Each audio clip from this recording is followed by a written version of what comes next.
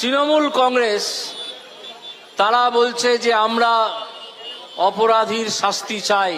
ওই দেখুন ওইখানে একটা হোর্ডিং ঝুলছে, তৃণমূল কংগ্রেস দিয়েছে এবং তারপর নিচে লিখেছে রাম বাম শ্যাম ঐক্য নিপাত যাক।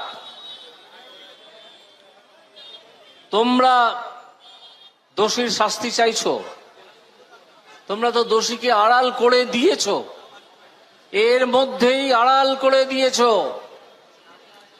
সব সাক্ষ্য প্রমাণ নষ্ট করেছো। 14 তারিখ রাত্রিরে এমনকি আরজিকর কলেজে গুন্ডা বাহিনী পাঠিয়ে ধ্বংস করতে চেয়েছো। তোমরা মৃতদেহ আবিষ্কার করেছো সকালবেলা 9টা সাড়ে 9টার সময়। তাদের বাড়িতে প্রথমে বলেছে আত্মহত্যা, হসপিটাল কর্তৃপক্ষ বলেছেন, তারপরে বলেছেন যে শরীর খারাপ, এমার্জেন্সিতে আনা হয়েছে, তারপরে বলেছেন যে সে মারা গেছে। বাবা মা এসে দেখেন সেখানে লোকে লোকারণ্য, কিন্তু বাবা মাকে সেখানে ঢুকতে দেয়া হলো না।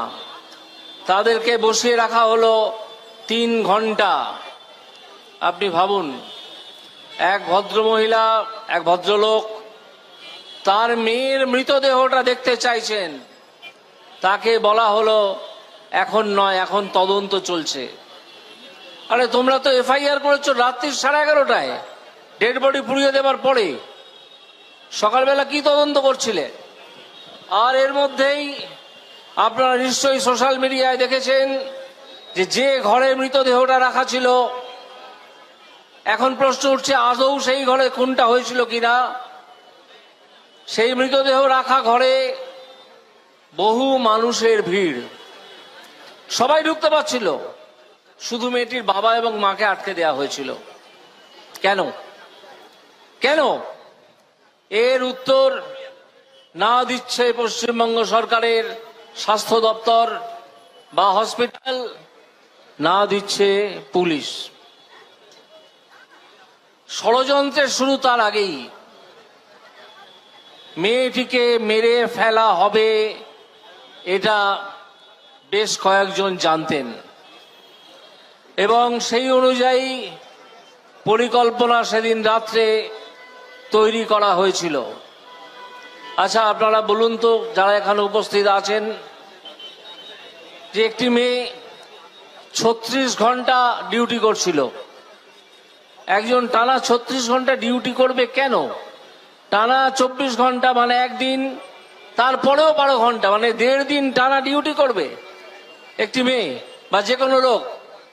মানুষের কাজের সময় কত? 8 ঘন্টা। সেটা ওভার টাইম দিলে বেড়ে কত দাঁড়াতে পারে? 12 ঘন্টা, তার বেশি তো হয় না। মেয়েটিকে ওইখানে আটকে রেখে দেয়া হয়েছিল কাজ করানোর নাম করে 36 ঘন্টা।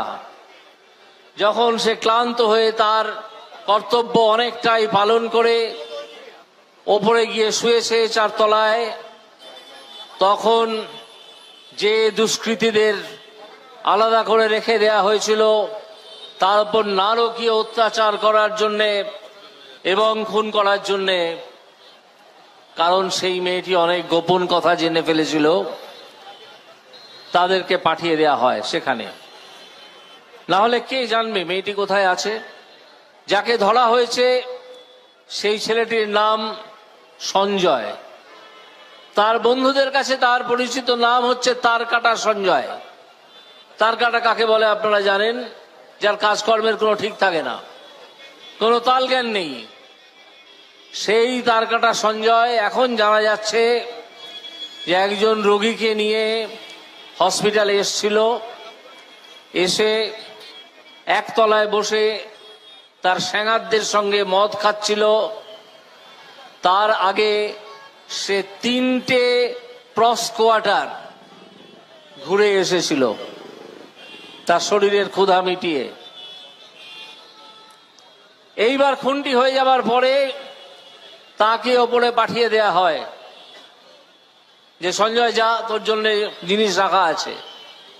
সঞ্জয় সেখানে যায় এবং ফিরে আসার সময় সে তার গলায় ঝোলানো যে হেডফোন সেটা ওই মাতাল অবস্থায় ফেলে আসে।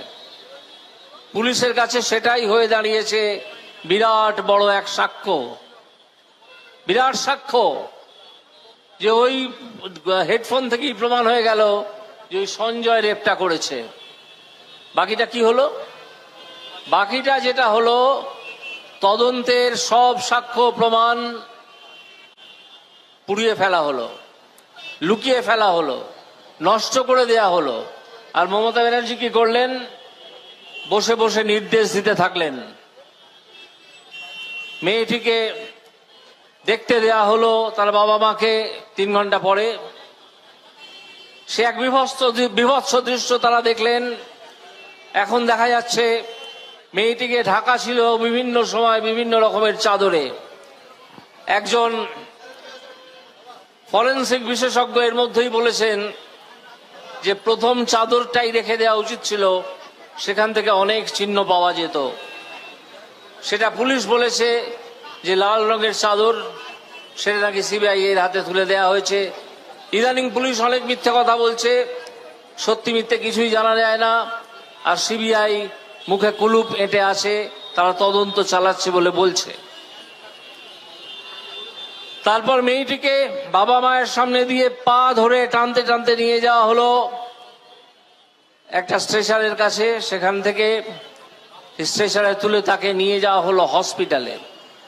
একটি মৃতদেহ, তাকে হসপিটাল, আরজিকর হসপিটালেই নিয়ে যাওয়া হলো। নিয়ে যাওয়ার পরে ডাক্তাররা ন্যাচারালি সার্টিফিকেট দিলেন, ব্রট ডেড, অর্থাৎ মৃত অবস্থায় আনা হয়েছে, সেটা লেখা হলো। তারপর তাকে সেখান থেকে নিয়ে যাওয়া হলো সেই আরজিকর হসপিটালেরই লাশ কাটা ঘরে। সেই লাশ কাটা ঘর যেখানে তার ময়না তদন্ত হলো, সেই ময়না তদন্তের ভিডিও রেকর্ডিং আছে কিনা আজ পর্যন্ত আমরা কেউ জানি না। দ্বিতীয় কথা, সেই ময়না তদন্তের সময় তার বাড়ির লোক কেউ উপস্থিত ছিল কিনা তা আমরা জানি না। তবে একজন তৃণমূল নেতা যে উপস্থিত ছিলেন তা আমরা জানি। সেই মৃতদেহ তারপর সন্ধ্যাবেলা 7টার সময়, 7:30টার সময়, 7টা 7:30টার সময় তুলে দেয়া হলো পুলিশের গাড়িতে।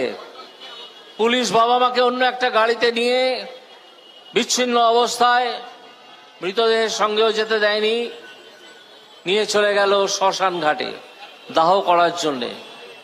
অতি দ্রুত দাহ করা হলো। আপনারা জানেন যে শ্মশানে যে মৃত্যুর সার্টিফিকেট একটা দেয়া হয়, সেই যে শ্মশানটা যে মিউনিসিপ্যালিটির মধ্যে, সেই মৃত্যুর সার্টিফিকেটে সই করেছেন সঞ্জীব মুখার্জি নামে একজন তৃণমূলের নেতা। সে ওখানকার একজন নামকরা সমাজ বিরোধী। অর্থাৎ বাবা মা বা অন্য কোনো আত্মীয় সেই সার্টিফিকেটে সই করেননি। সেই চিরকুটটা যেটা নিয়ে গিয়ে ডেথ সার্টিফিকেট আনতে হয় মিউনিসিপ্যালিটি থেকে। অর্থাৎ বাবা মাকে প্রথম থেকেই আড়াল করে রাখা হয়েছিল। এখন পুলিশ বলছে, যখন আমি বারে বারে আওয়াজ তুলেছি যে এই মৃতদেহটাকে পুড়িয়ে ফেলার সঙ্গে সঙ্গে মমতা বন্দ্যোপাধ্যায় সব সাক্ষ্য প্রমাণ নষ্ট করে দেওয়ার ব্যবস্থা করলেন, যারা অপরাধী তাদেরকে বাঁচানোর জন্যে তাদের এখন আড়াল করার জন্যে বলছেন যে ধর্ষকদের আমরা শাস্তি চাই, কিন্তু তাদের তো আপনি আড়াল করে দিয়েছেন। মৃতদেহটা এত তাড়াতাড়ি পুড়িয়ে ফেলার প্রয়োজন কি ছিল?